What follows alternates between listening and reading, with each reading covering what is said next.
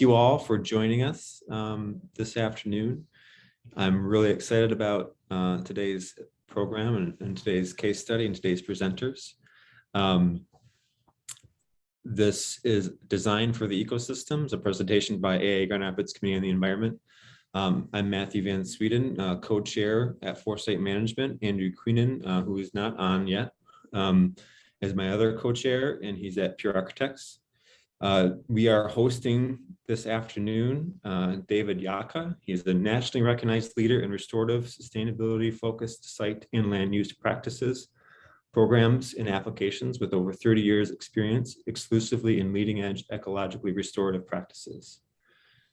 He is going to give an overview of the framework for design excellence, the Design for Ecosystems principle, and then we're going to follow that up with a presentation by Jamie Benvenuto.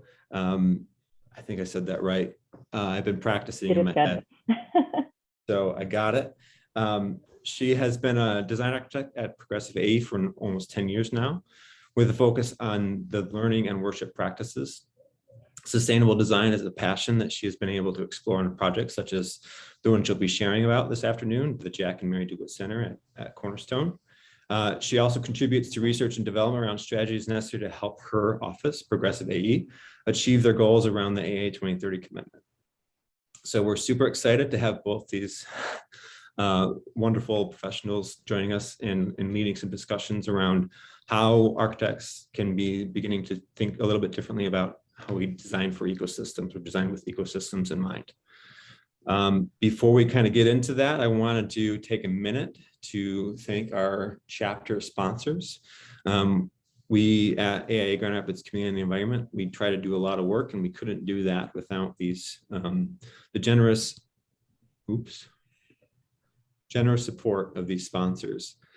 So we just want to take a minute and thank them all. And I will highlight that Progressive AE is on that list. So thank you, Progressive, for both giving of your time and of your treasure to support AIA Grand Rapids. So I'm not an overly formal guy, but I do think agendas are very useful when we're thinking about what's next. So we're kind of already through the welcome and introductions. I'm going to tee it over to David in a little bit. He's going to give the overview of the Design for Ecosystems framework. And I mentioned Jamie is going to be talking about a case study, the Jack and Mary DeWitt Center for Science and Technology. And then we'll have about 20 minutes-ish, depending on how much time the overview and case study take for some questions and answers. And then I'm going to leave you with the call to action. So on bated breath, just hold it for that because it's going to be great. With that said, I'm going to hand it off to David. So David, here you go. All right, let's see, where is...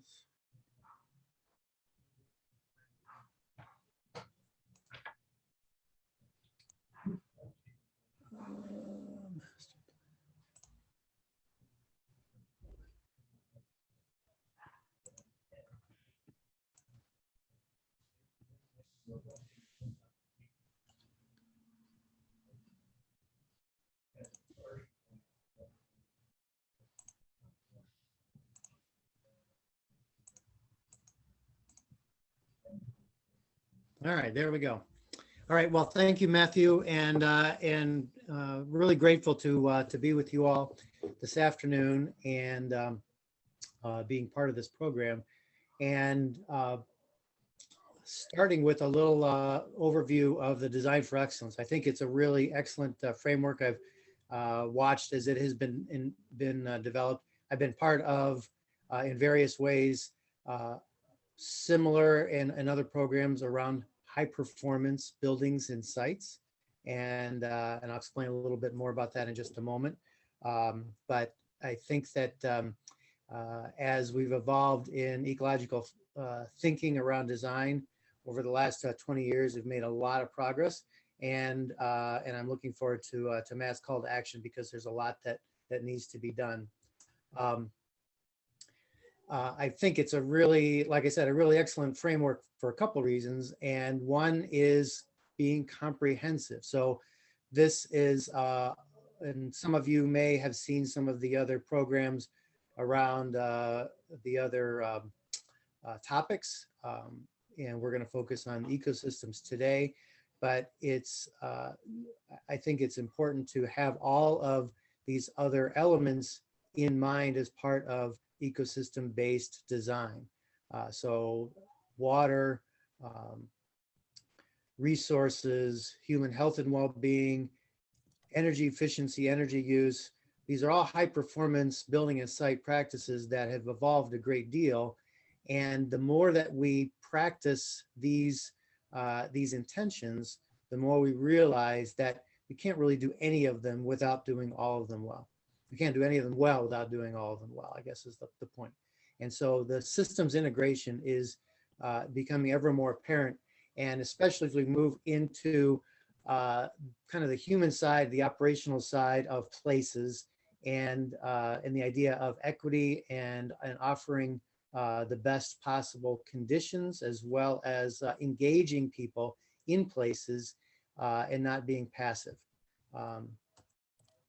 So the Design for Ecosystems framework starts with the premise: good design mutually benefits human and non-human inhabitants. So kind of reinforcing this point that it's really a connection of people and place, and in a way that's mutually beneficial.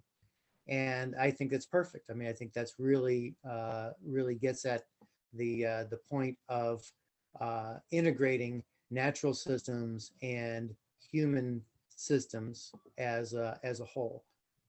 And the framework asks a couple of questions. How can a particular design best support the ecological health of its place over time? And that's a wide range of issues and topics. How can the design best help users to become more aware and more connected with their place and regional ecosystem? And so that needs to start with an understanding of what is the realities of our particular place. And I'll talk about that more in a second. How can we build resilience and design resilience into places while reducing, and I inserted the word calibrating, maintenance here, because low maintenance is a relative term. And so it's really engaging people in maintenance, and my team likes to use the word stewardship because it implies more of a mutually beneficial relationship rather than something that you do to something in order to keep it in a certain condition. There's both of those things, ideas are involved, but it's getting the right level of human intervention to maintain the ecosystem services a place is intended and can potentially provide. And then last, how is the project supporting regional habitat restoration, which kind of gets to the second point around our local ecology. And this makes the premise that the regional habitat needs restoration. And the unfortunate truth is that that is the case, that there is not a regional habitat in North America that doesn't have issues of impacts that are in need of restoration and stewardship. But that's also an opportunity. So just a little bit on definitions. What is an ecosystem? And so this is kind of the Webster's definition: a biological community, in other words, a living community of interacting organisms and their physical environment. And then more broadly, a complex network or interconnected system. So it's an interconnected system that involves living things, biological organisms, and in a way that they interact to be mutually beneficial and supportive and self-sustaining. So that's the idea of an ecosystem. And the image on the left is a natural ecosystem, basically a natural habitat here in Southwest Michigan, and then so that's sort of our, let's say, our baseline, and we want to protect where we have those conditions in place, and we want to restore and bring back those conditions in our degraded and built spaces. So the image on the right is getting at, well, how do we bring both of those things together in our occupied or more densely occupied places in neighborhoods and cities. And a term has come out more recently that gets at this idea of the human component in integral ecology.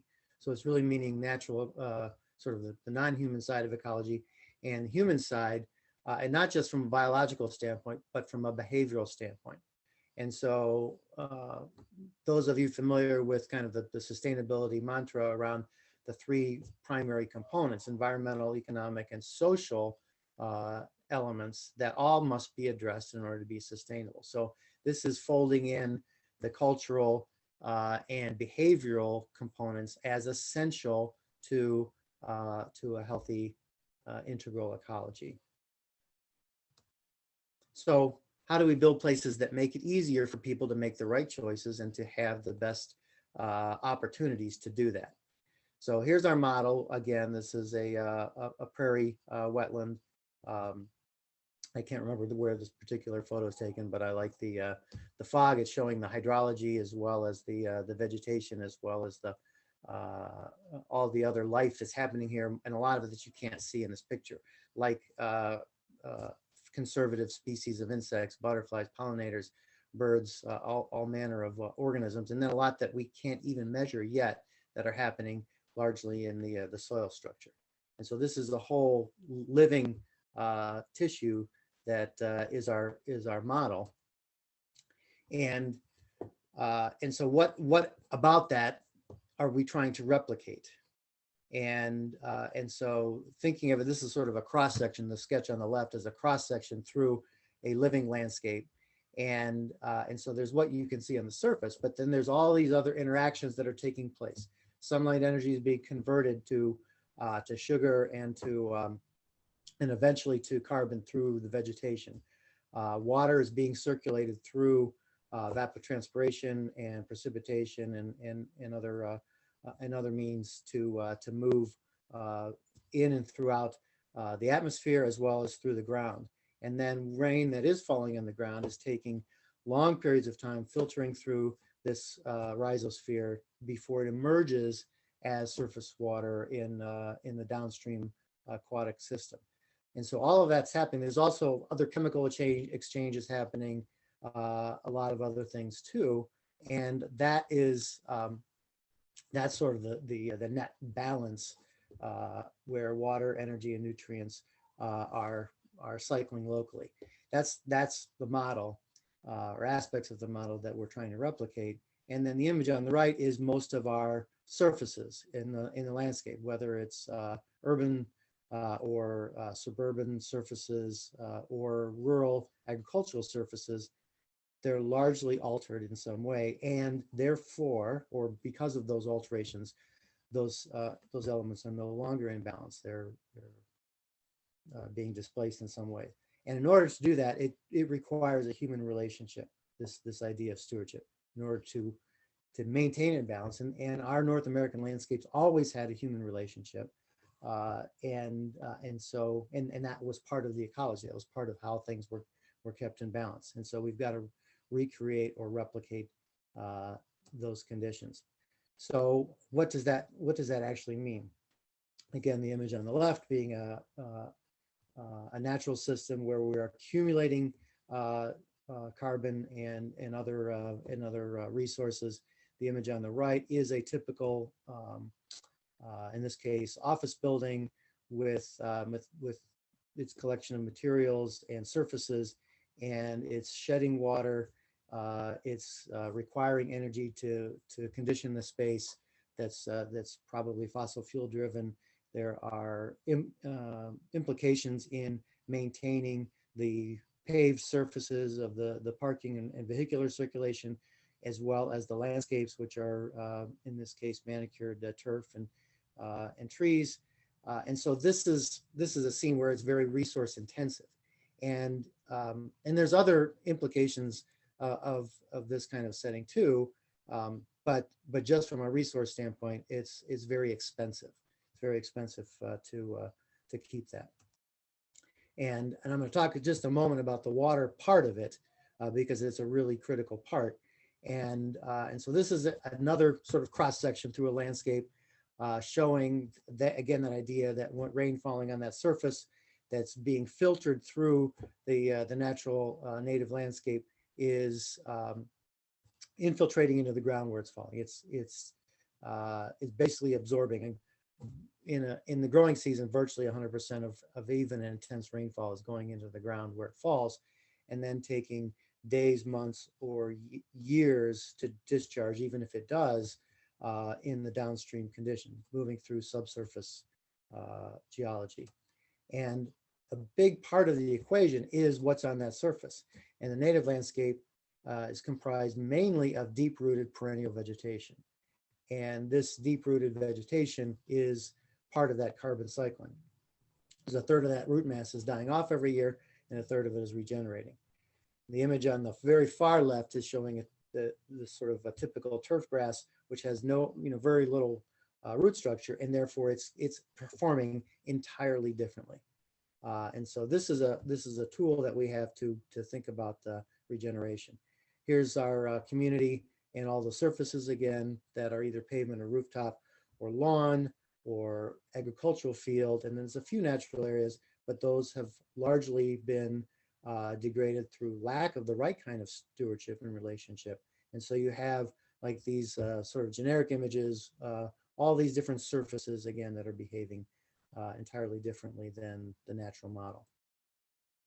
And here's that same cross section with surface water runoff that's depositing all of the sediment, oils, greases, and things that are sitting on the surface and sending them downstream because it can no longer infiltrate into the ground and be cleansed and cooled by that rhizosphere.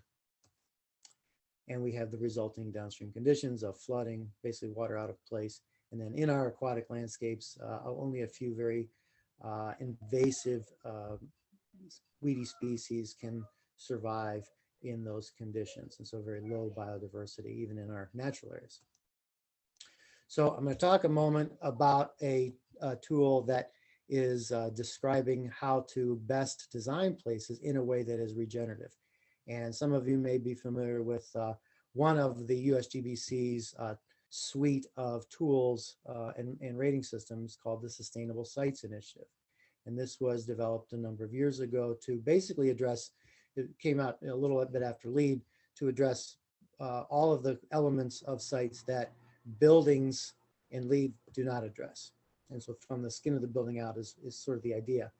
And the point that every project has the potential to either conserve where we have valuable ecological resources or restore and replicate the benefits that healthy ecosystems can provide by making that a design intent. And you may have heard the term ecosystem services. Basically, all of those things that living landscapes provide. And this is from a human perspective, but it's part of this integral ecology. So clean air, clean water, food, climate moderation, education. There's literally hundreds of things that have been defined as ecosystem services that healthy ecologies can provide. The site's approach is to identify and protect those areas that are irreplaceable, to improve those areas that are degraded, and regenerate ecosystem services on every surface on a particular site. And there's, like LEED, a number of specific ways, metrics around different categories of planning, design, construction, implementation, and maintenance to provide those conditions. And so it's this framework to provide these kinds of spaces and landscapes in a way that is practical and measurable. And image on the left is kind of the before. The image on the right is the enlightened version, a sites project where excessive pavement and underutilized space is converted to active ecology and public space to access the waterfront. In this, I think this is in New York. And on the good news side, we know through examples, we can actually recreate, not just restore existing, but recreate new natural ecological systems. They're not the same as intact remnant systems, but we can recreate elements of natural systems by reestablishing the habitat and the natural process that the native ingredients, plants and animals, are accustomed to.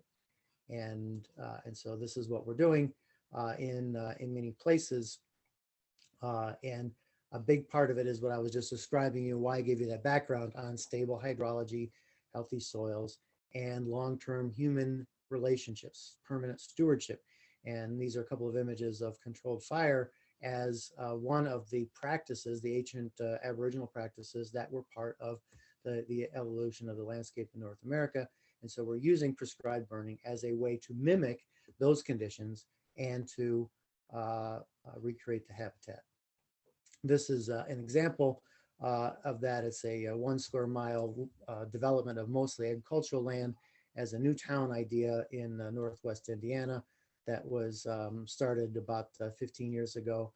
And there's kind of a lot to it, but the main point is that through this ecological approach and managing surface water as a resource and infiltrating all that surface water before getting to Coffee Creek, the stream that flows to the site, it enabled us to restore that from a very degraded condition, that little inset photo you see in the rocks, to a natural condition in this whole stretch, and actually cool the water such that that the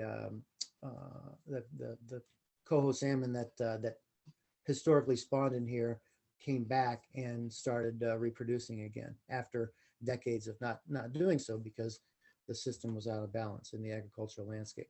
So it's using the development process to restore ecological integrity. Another important point that I'm sure a lot of you already know is that our human persons need to be connected to natural systems, to nature. And there's more and more research that's being done to make those connections. Francis Coe, who this quote is from, and Bill Sullivan and some others have been doing some really interesting research on these topics and showing that basically we as humans perform better, we learn better, heal faster, interact better in natural settings and where we have those conditions of nature. Some of you have heard the term biophilia. This is really making that point that with natural daylight, and this is a lot of it's around visual connection, but we experience places with all of our senses, and so there's a lot that hasn't been measured yet that we know is happening, and so it's an important point.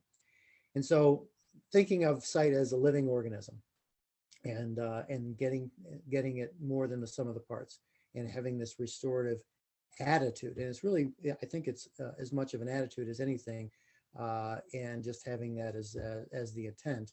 And this is another example where a degraded site was restored and actually new ecosystem services provided by virtue of the building of this nature center, interpretive center with high performance building and site practices. There's a lot of good resources to look at as examples. We don't have to reinvent wheels around a lot of this.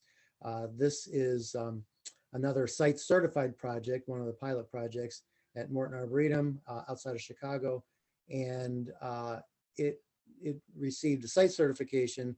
It's also been researched as part of the Landscape Performance Series by the Landscape Architecture Foundation that has now dozens of these case studies with data on the sort of before and after conditions, on ecosystem service performance, as well as economic, cost benefit analysis. And so they've provided this.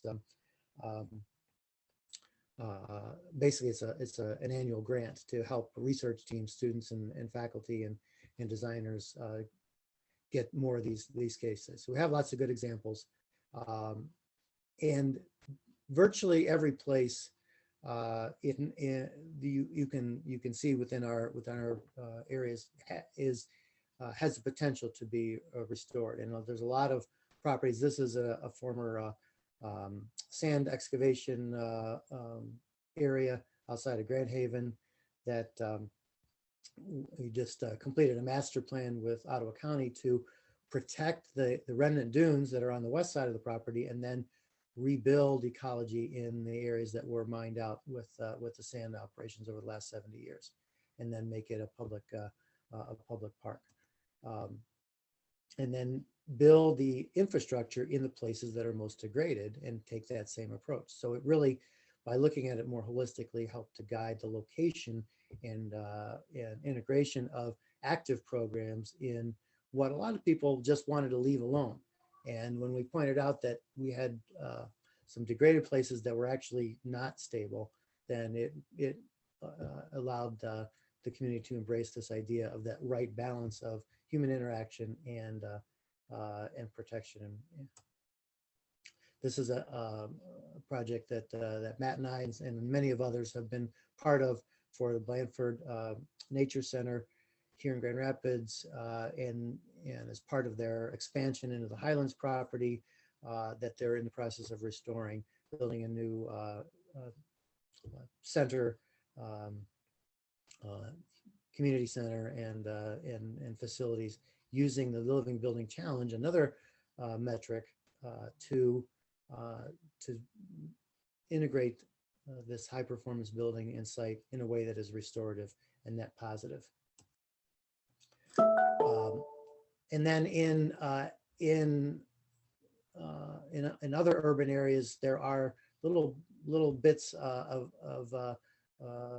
some existing ecologies, and then a lot of new or emerging ecologies that are in need of the same sort of approach. And this is Palmer Park in the city of Detroit, and it's one of the largest and oldest parks in the city, and actually contains a 60-acre remnant woodland that has never been cleared or farmed or grazed, and has a lot of that rhizosphere intact. It's very degraded, but it has opportunities for restoring ecosystem services here that don't exist really anywhere else in much of the city.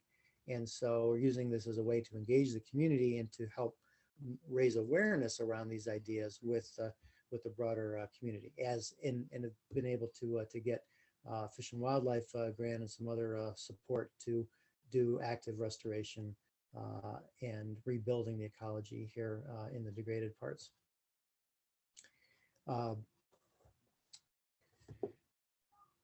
Another element, I mentioned the Living Building Challenge, and I'm glad that they include beauty as one of the important components of the that needs to be thought of in design. And so this kind of gets to the biophilia aspect of being connected to places that are beautiful and that restore and inspire us as people, and give us places to do our activities and interactions in a place that has that delights all of the senses, not just visually, like I said, but sound, the sound environment, the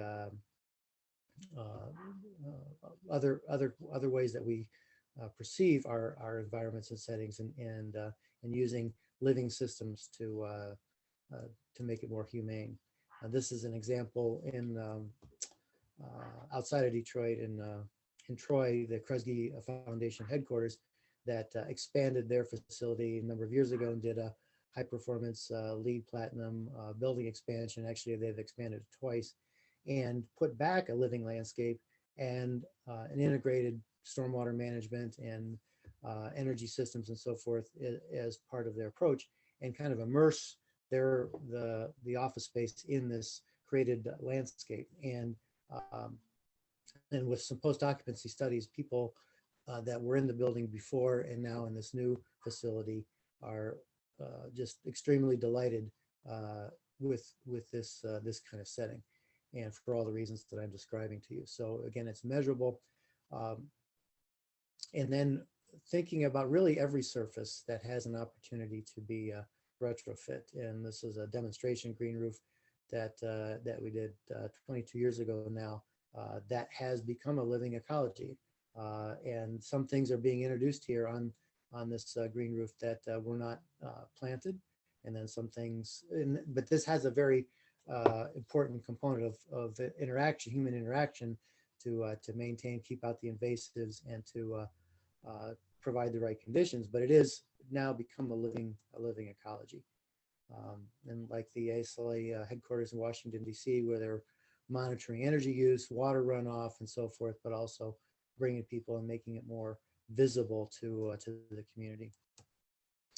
Another rating system, and I'm just going to mention this quickly, is specifically for green roofs and green walls that another organization that I'm part of, the Green Infrastructure Foundation, developed to fill a gap that LEED and sites don't really provide to get how to optimize all living surfaces and get more ecosystem service benefits by having that be the design intent.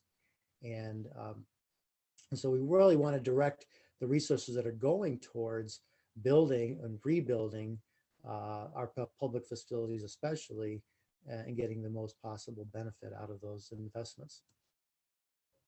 And then just a few more examples, jumping up to community scale.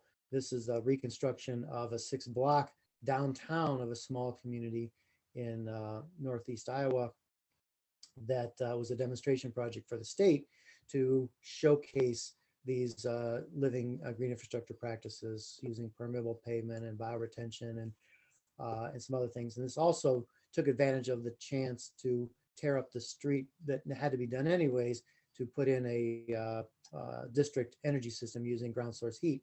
And the well field is in the courthouse lawn you see in the lower left of that image. And so it's a community scale system that's fit into a sort of a tight urban context, but using the infrastructure and the timing and the sequencing to get a renewable energy source for the community, and also to make it more attractive and more pedestrian friendly, and using best practices around walkability and traffic calming and so forth, all integrated into the same space. And then further scaling up, looking at whole neighborhoods from the standpoint of regenerative characteristics. And so this is an initiative that a group of us are involved with in south side of Chicago to retrofit an entire neighborhood with living green infrastructure as a way to not only provide for all the ecosystem services that I'm describing, but also create new economies and new enterprise around this green economy, around renewable energy, and around the right kind of stewardship and relationship with our living green infrastructure. So it's creating new opportunities and addressing a broader suite of issues through this design intent. So I just wanted to give you a little bit of overview. I'm really excited to see and learn more about it. I'm a little bit familiar with the project that Jamie's about to describe. I've been there, but not for a formal tour. So with that, I will wrap up and turn it back over to you, Matt and Jamie. Thanks, David. I just wanted to bump in. We practiced going right from David to Jamie, but I forgot to mention something in the intro that I just really wanted to share. One of the things I'm really most excited about Jamie's presentation is in 2020, last year, the AIA Grand Rapids Community Environment introduced to the Honors Award a new kind of honors award, which was the Sustainable Design Award. And last year, this project, the Jack Mary DeWitt Center, won that award. And so that's kind of why it's especially kind of interesting and exciting for me to kind of have Jamie share a little bit more about it. Not only was it the inaugural winner, but the big idea of this year's framework, for the Committee on the Environment's programming, was to give a platform for last year's award winners an opportunity to kind of share about their story and how they thought about the projects through the framework. So with that said, like I said, it's a real honor and privilege to have Jamie kind of sharing this project with you all, and I will let Jamie do that now. So thanks, Jamie. Thank you, Matt, and thank you, David, for your presentation.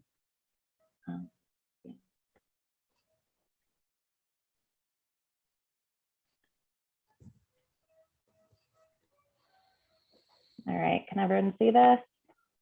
Yes, yes. Great. Okay, so we're looking at the Jack and Mary DeWitt Center for Science and Technology. This is at the Cornerstone University. So for anyone that's not from Grand Rapids, and Grand Rapids completed around 2019 in January is when the students occupied the building. This presentation is geared to look at it through the lens of design for ecosystems. I'm going to give you a framework of the building first, though, and then we're going to go into design for ecosystems just so you understand the architecture and then in the planning of the concept. So as we've looked at this before, the questions that we are trying to answer in this presentation is how can the design support the ecological health of this place over time?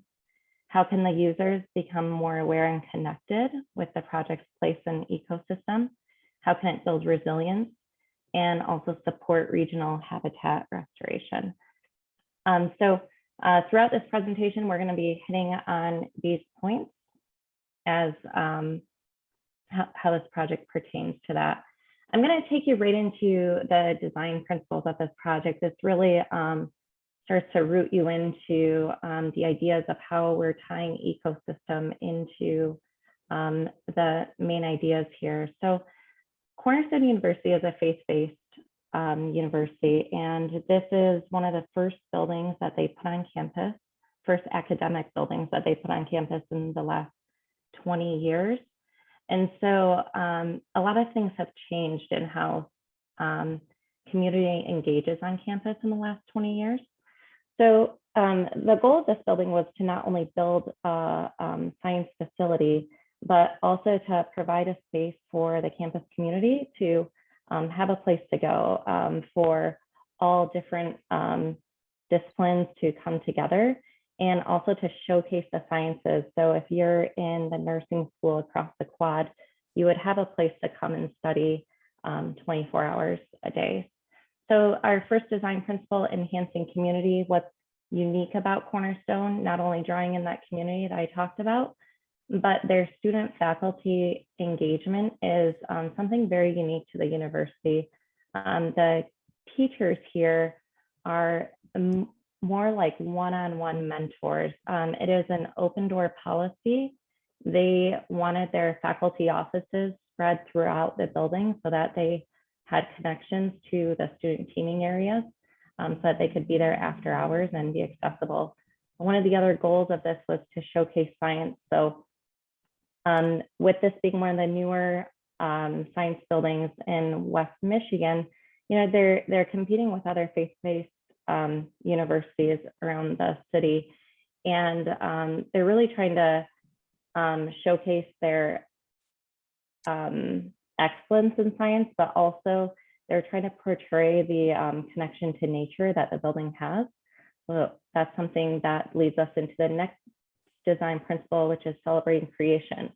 And that goes into this being a faith-based university. And this building in particular was trying to tie the idea of creationism in with science. And how do we show creationism and science together? And so we did that through the expression of materials and using water and natural light and bringing nature into the building.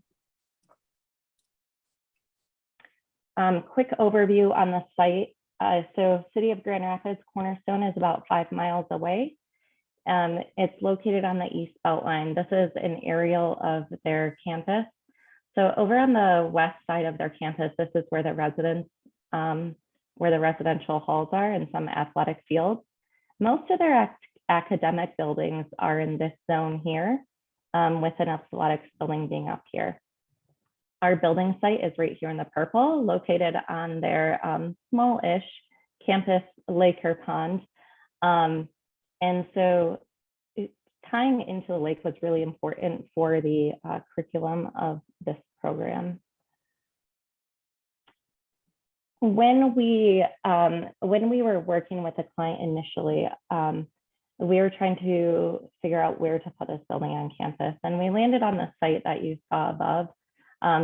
as we were looking at the site and determining pros and cons for each of the sites around campus, there are a few challenges which I would say turned into opportunities for all of these, but it's a sloped site. It's positioned tightly between two buildings. We had a tree canopy to preserve here. We wanted to tie this building. It's right in the heart of the quad. It's an all brick campus. So we wanted to tie into the existing campus material palette, but update it. Most of the campus is brick with tinted glass. And we really wanted to make the campus feel more open and make this building feel newer. So the use of clear glass and stone. So some of the opportunities that we saw with this site was being right on the lake here, having the opportunity for shoreline restoration, lake access and views from the labs, right on the campus quad, water runoff to the lake. So we're located on that slope. It allows us the opportunity to have the site be a learning lab and using the building site as a learning tool.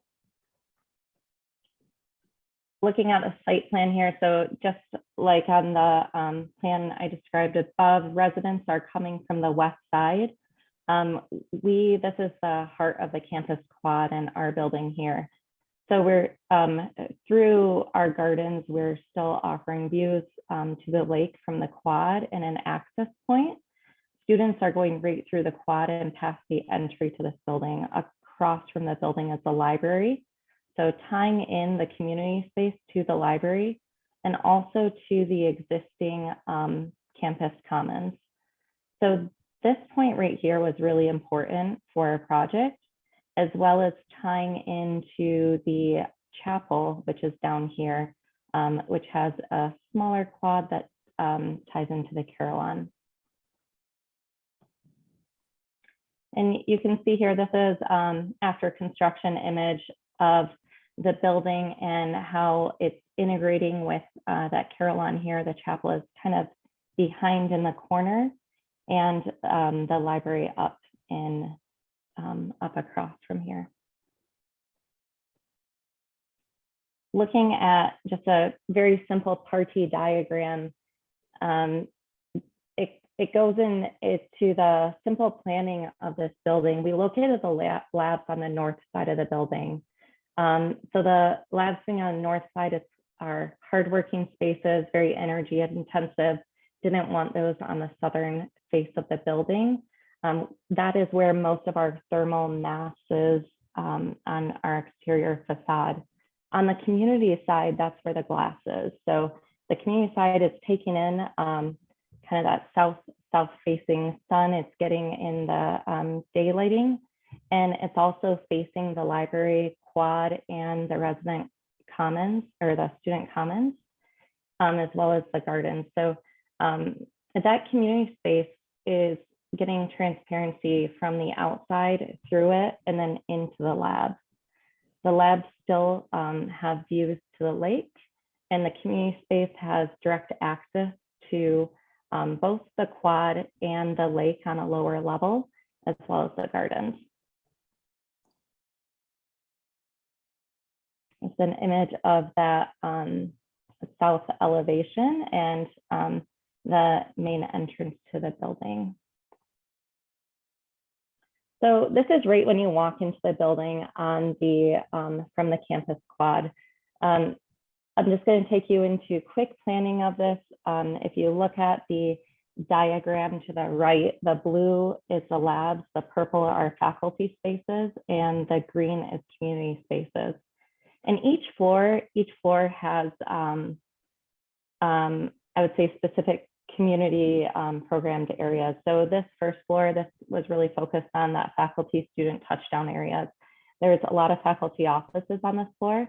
And so it's offering groups of both larger teaming areas and smaller focused areas for students.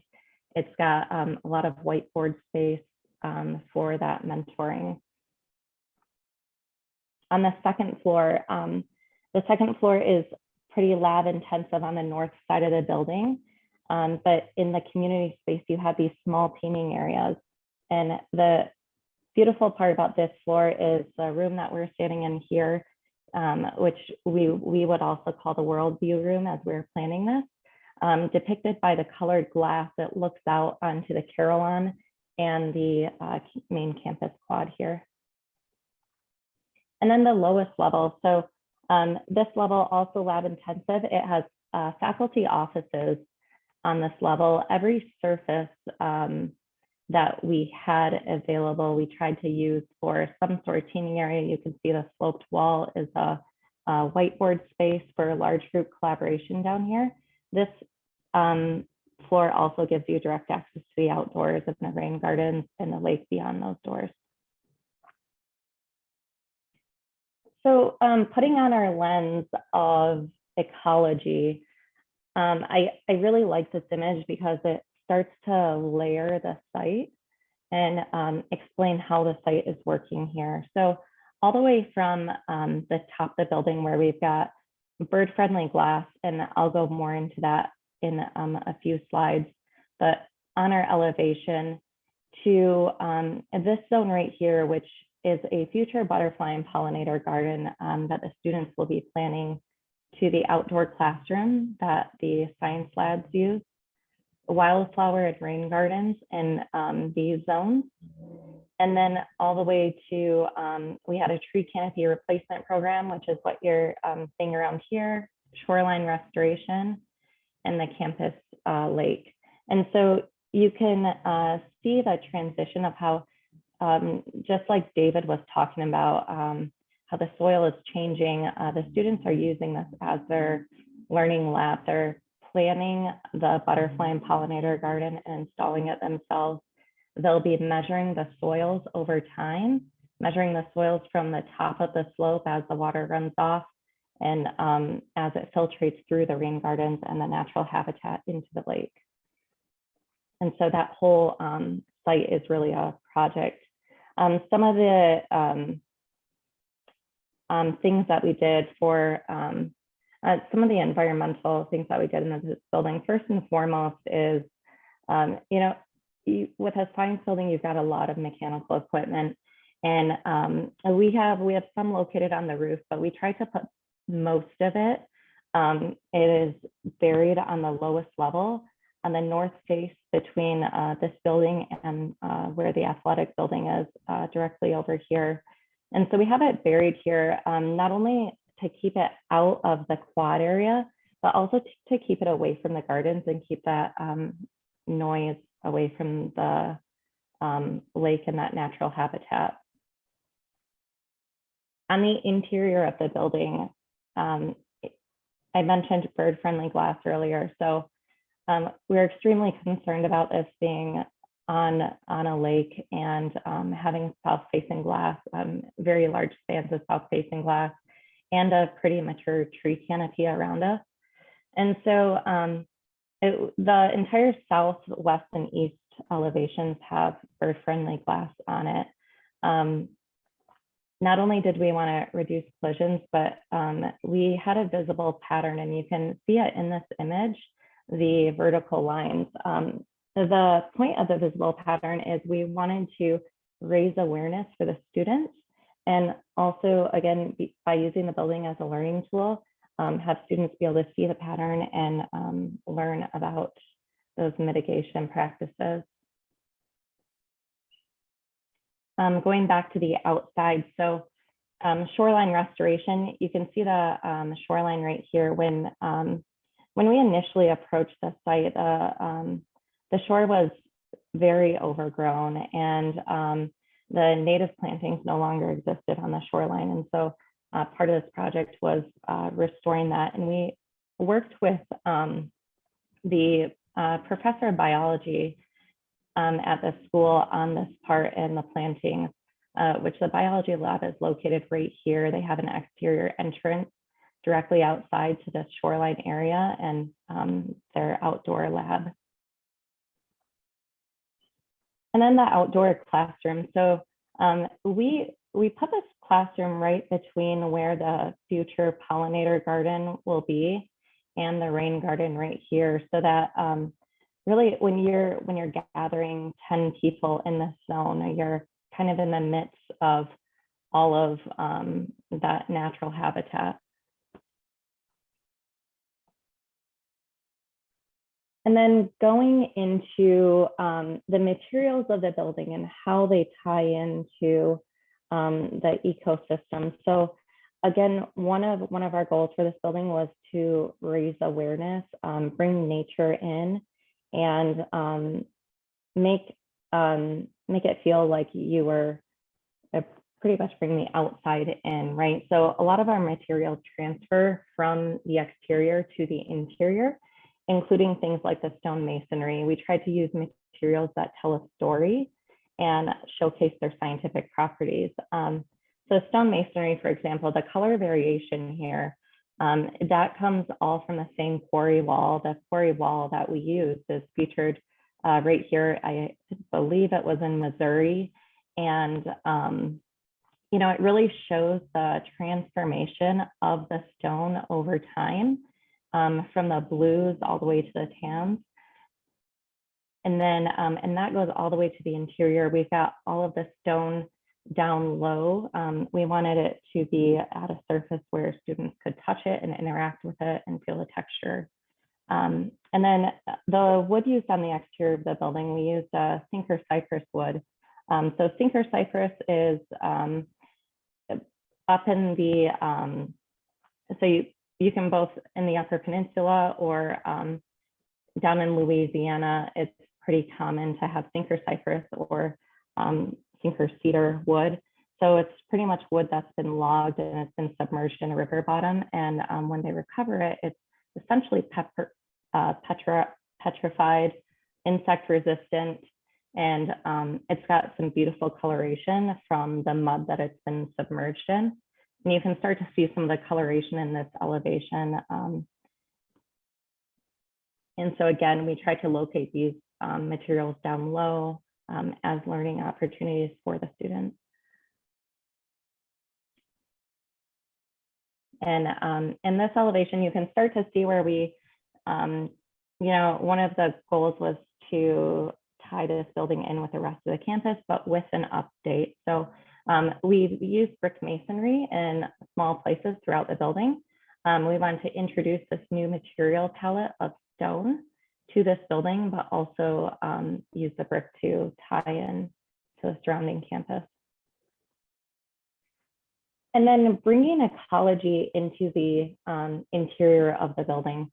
So, you know, it was really important for us to have those exterior materials flow in and to have this community space be very daylit, all the way from having a stair with a open rise where, or an open looking rise where you can see through it, let the light penetrate through and the stair is not blocking the light, to using glass railings to again, not block the view, not block the light.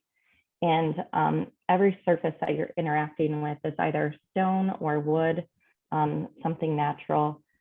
As you're looking at this, it's again, one of those layering images, and I'll go into some of the other features in the next slides here.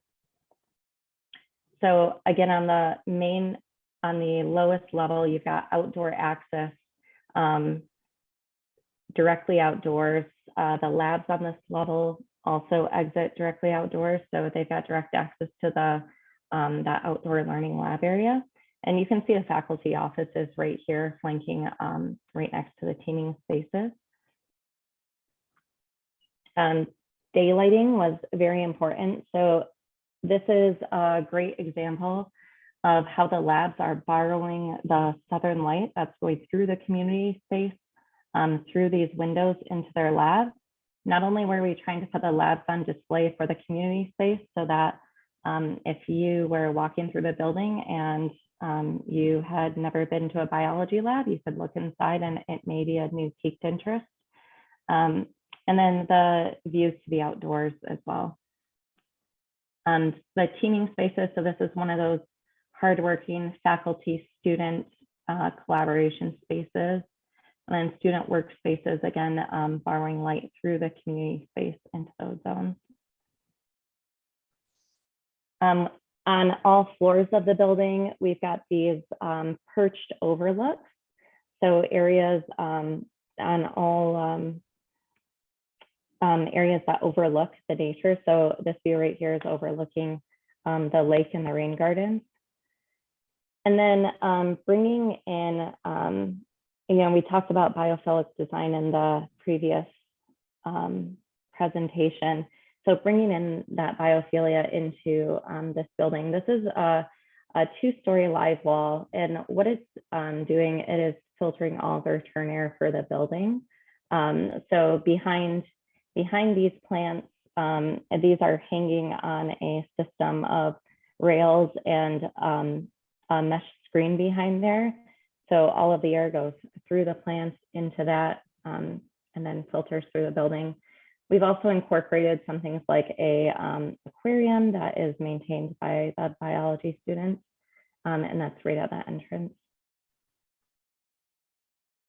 And again, this is just at south elevation. You're standing right between the rain gardens here and looking up at the future pollinator garden there.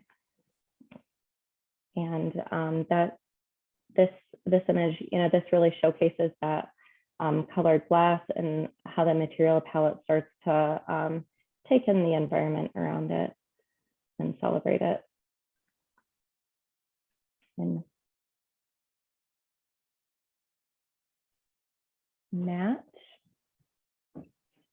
Thank you, Jamie. That was wonderful.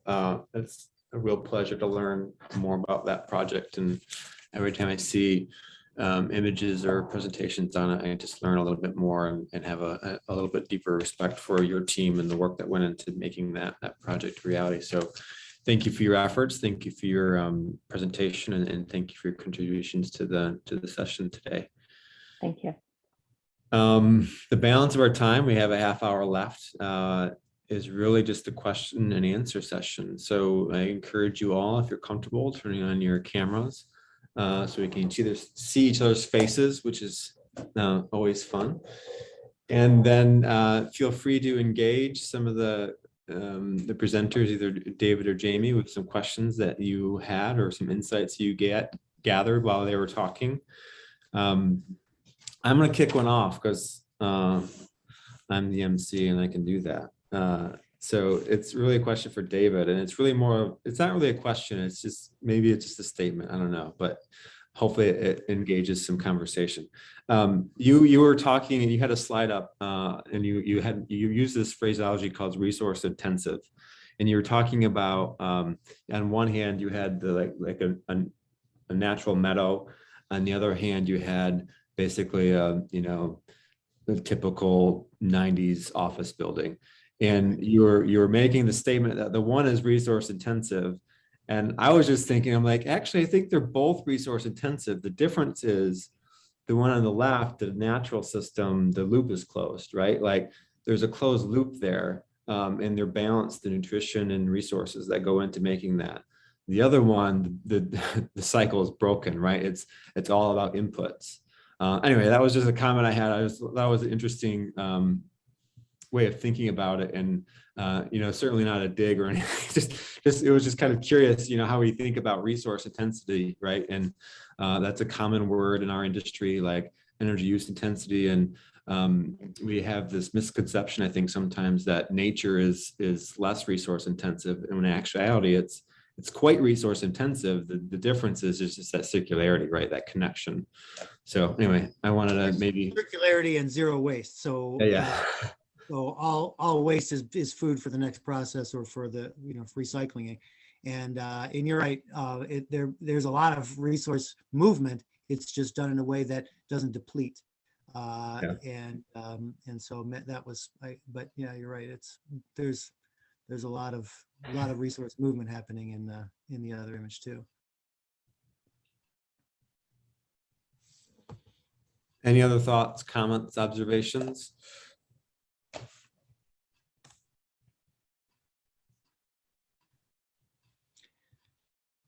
So I'll ask Jamie a question. I just love that building more, that I understand more about it from your description and all the various nuances that went into it. And I guess that one of the things that I'm curious about is the client and the client team, and I'm assuming there was a team that represented their organization. Sure. And how the decision-making process, well, how they started, and I'm confident that it evolved quite a bit as you went through the process. And maybe you could talk about that a little bit, because to have that be the end product, come out the other side of out of a process, is really, that I feel like that's one of the phenomenal things about it. And because clearly there's all of the constant dialogue around timing and budgets and the various stakeholders and potentially competing interests and all those things. And so maybe you could talk about that a little bit. Yeah. So, you know, what was unique about working with Cornerstone is right from the beginning, they were pretty inclusive to include a large number of people in the decision-making group. And so initially we worked with them for probably, I would say a year and a half on some of this kind of pre-design concepts, all the way through our schematic design process. And so part of the initial meeting, we met with some community members. So kind of area contributors to our science program. We also met with their students. We had done a pre-occupancy or a survey with the students early on, right when we started pre-design, and also conducted interviews with those students. And then throughout the process, we engaged with faculty members the entire time. So the faculty members were at most of the decision-making meetings, and at least at the main ones. And then we would have touch points with the university president and vice president throughout that as well. But I think keeping what was really special and what kept some of the drive and materials into this project was the focus of tying this building to creationism. And that was very important to drive that home. And also, you know, the more that we could show that the materials were a learning tool for the students, the more it proves their value. And then keeping the faculty involved in this and having them build curriculum around ideas of material and touring. We toured the faculty through the building later on in construction, just to show them what some of the learning points could be for the building. So I think we just had a lot of advocates on our side for keeping a lot of those materials in the building. I think that was a great question, David. And I have a kind of follow-up because I'm just curious. I really love the live wall, screen wall that supports and filters, you know, the ventilation area. I'm just curious. I'm imagining all the conversations that had to have happened with both the architect, with your team, and the engineering team, and the owner, like the maintenance folks, to be like, yeah, that's a good idea. Let's do that. Mm-hmm. So, because I'm thinking lots of ways that could have gone sideways, right? Who wants to use this living system to screen our mechanical equipment? Like, go pound sand. There's no way we're doing that. So I just feel like there's, like, as David suggested, there's probably lots of like advocacy on the design team to the like different stakeholder groups at the university, but also like between disciplines. And I'm wondering if you can help unpack how that collaboration happened, because that's not an easy thing. And I just kind of applaud the team for achieving that, but I just want to understand some of the logistics, how you did that, so I can be an advocate better for similar systems and future projects. Yeah, so we worked with ATD on the mechanical design for this building, and you know, we were both in on this idea of bringing nature into the building in as many ways as possible. And that was, again, we were looking at a few different systems. Some of them were easier to maintain than a live wall. And we ended up with a live wall system, was, again, because when we met with faculty, they jumped at the idea that the students could help maintain, they can take off, the live wall is so easy. You can take these pots off of the wall and you can maintain them and then put them back on. And you know what, we originally had the live wall actually in a different location where the pots weren't as accessible. It was closer to the opening of the atrium, and moving it back where you can essentially get a ladder there and take each one down really made it a realistic learning tool. And I think just having, they have a very small maintenance team on that campus. It's 1 or 2 people. So having that, again, that faculty buy-in really helped us with a system like that. That's just excellent in a lot of different ways, but thank you for sharing. I think if we didn't have them in some of the decision-making process, things like maintenance and that would have been a concern.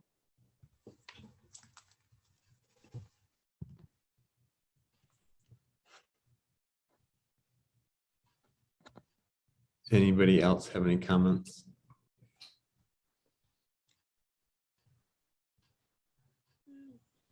Looks like Robert just posted a question in the chat. Yeah. So I'll read it, and then I don't know who it's addressed to. Maybe Robert could point. Thinking about regional habitat restoration, are there common resources throughout communities for regional project teams to find out what priorities may exist within a region/community? First question. Second question, are they found at the federal or state level? Third question, or more often county or local not-for-profit? So I guess he's looking for, Robert, you can correct me if I'm wrong, resources to like tap into, you know, how to define priorities ecologically for architects designed to. David, that sounds like a question for you. Yeah, good question. I would say it varies quite a bit. And in here in Grand Rapids, for example, there's a couple of layers or a couple of different avenues to get that kind of perspective. So Kent County, there are people on staff that are responsible for the natural areas in county parks, and so scale wise they're doing quite a bit and have a pretty good idea. The West Michigan Land Conservancy has some expertise and some perspective, but I don't know that there's something as formalized as like, here's our top issues and that translating to guidelines around any particular project. I would say that doesn't exist here, and it only exists in a few places that I'm aware of. I'm sure there's some others, but where there's just a really heightened awareness in an urban area that has access to very high quality natural areas, and I think that's more the case in out on the coast than it is in the Midwest. There's more subtlety to our Midwestern landscapes, and maybe it just hasn't evolved to that degree. I know that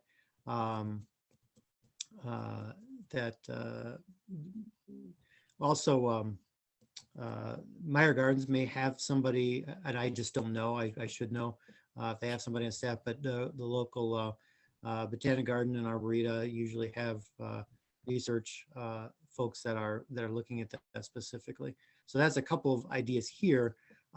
There's, I would say at the state and federal level, a lot of it is around protected lands and threatened and endangered species and habitat for threatened and endangered species, which is, one component. And as part of, as you probably know, doing due diligence on a site, if you have certain indicators, then you do another level of analysis and make sure that you are not having any regulatory issues. But that's too general to really get at the point that you're asking about, which is what should be our regional priorities around habitat restoration. So sans, this is a follow-up question, sans a local or established set of resources to tap into that, what would be the recommended way of like a design team to engage? How would they engage the community to define what those priorities are. You know what I mean? Yes, well, there's going to be some entity that that maybe they cover a lot of ground, but some entity that is responsible for or involved with the with, let's say, the and it's probably at the county or township level, and I guess I would start by looking at where are the natural areas, and then who's responsible for them in the community.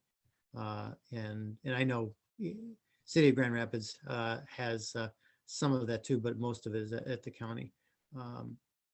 And then there are a growing amount of resources online, just in terms of mapping and floristic data, for example, that would start. And then I would say it depends on what you have to start with in terms of a site and its potential, but engaging someone with an ecological background and perspective in the early stages, like, the kind of the integrated design process that Jamie was describing, whether that's somebody that is on the client side or brought in as part of the design team, planning team.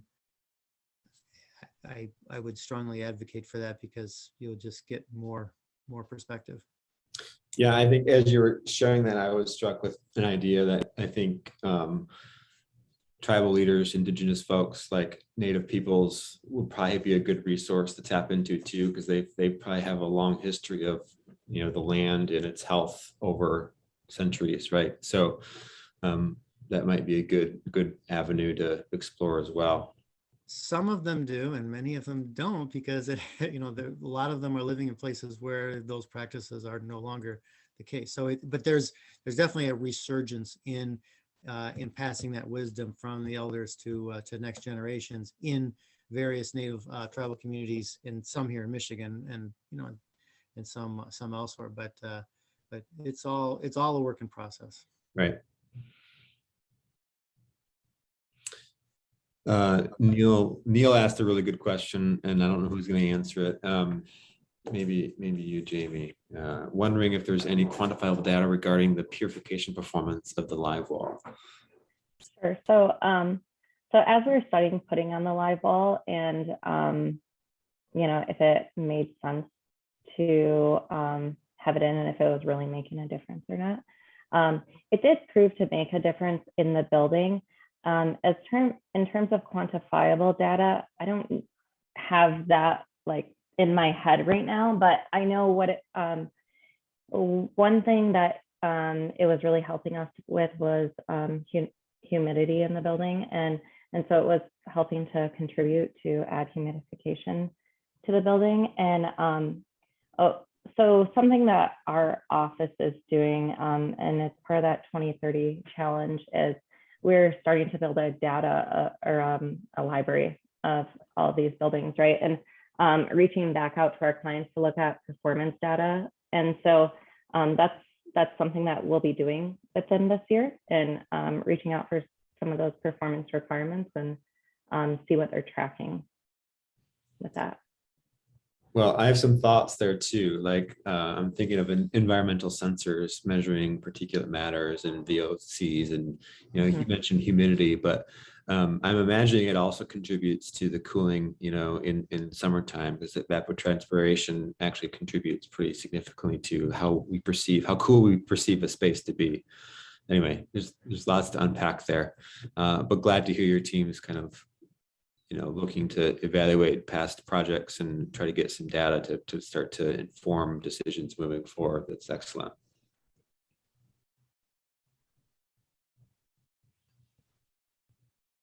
All right, silent, awkward pause for any more comments or questions.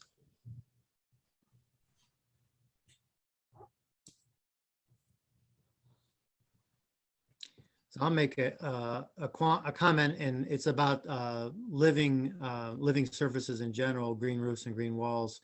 And I mentioned briefly that I'm part of an organization called the Green Infrastructure Foundation, and we're promoting and being a resource around these practices, as well as the integration of living architecture with the whole site. And we've done basically compiled some research papers around green roof and green wall performance. And I'm trying, as we were talking about the live wall, I was trying to think if there's anything that specifically gets at indoor air quality for interior living walls. And I'm sure there is some there. I don't know if there's a paper targeted to that specifically, but there's a lot that I know there's a lot that has been done, and so actually we've put some webinars together around these topics too. So I would encourage you to take a look at Green Infrastructure Foundation's website, and then our sort of allied organization around green roofs and green walls is called Green Roofs for Healthy Cities, and so some of the resources are available on the Green Roofs for Healthy Cities website.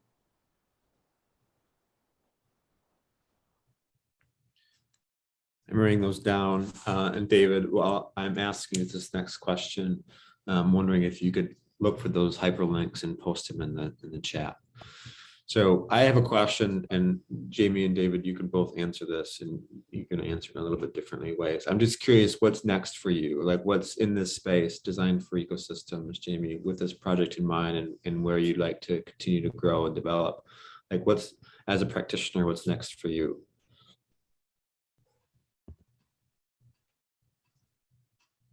You're muted. There we go. So when you're looking at designing for ecosystems, and the framework is a really great place to start.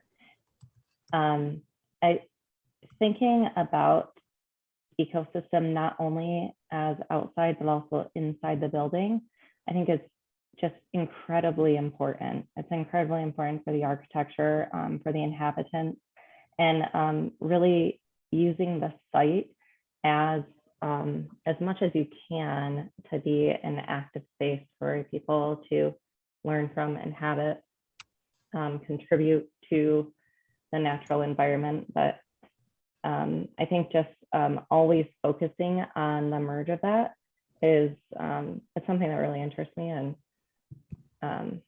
has always. So excellent, thanks. David, same question. As you're typing frantically to do the thing I asked you to do. Yeah, hold on. I'm just about there.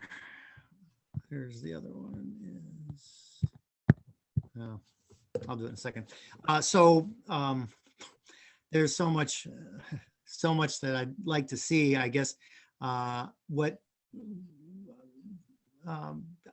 we were talking about the other morning, scaling up, and so I feel like we have lots, not nearly enough, but lots of good examples of very high performance buildings and sites where within the scale and context of that particular piece, it's excellent. I mean, it's really just doing incredible amounts compared to, let's say, baseline or standard.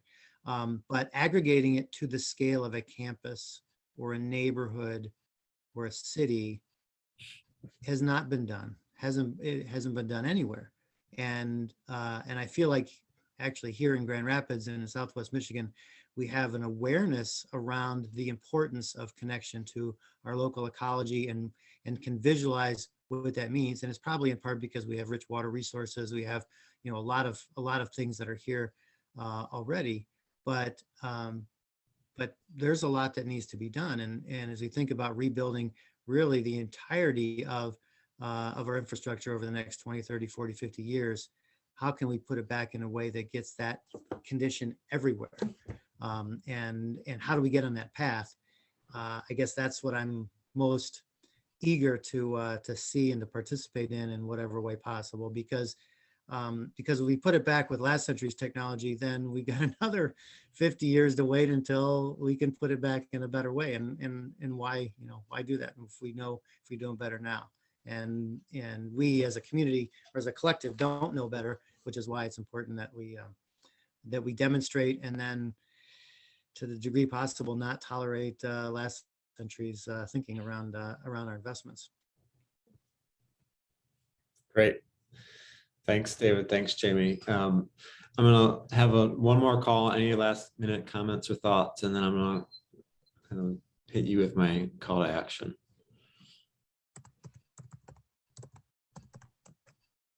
All right.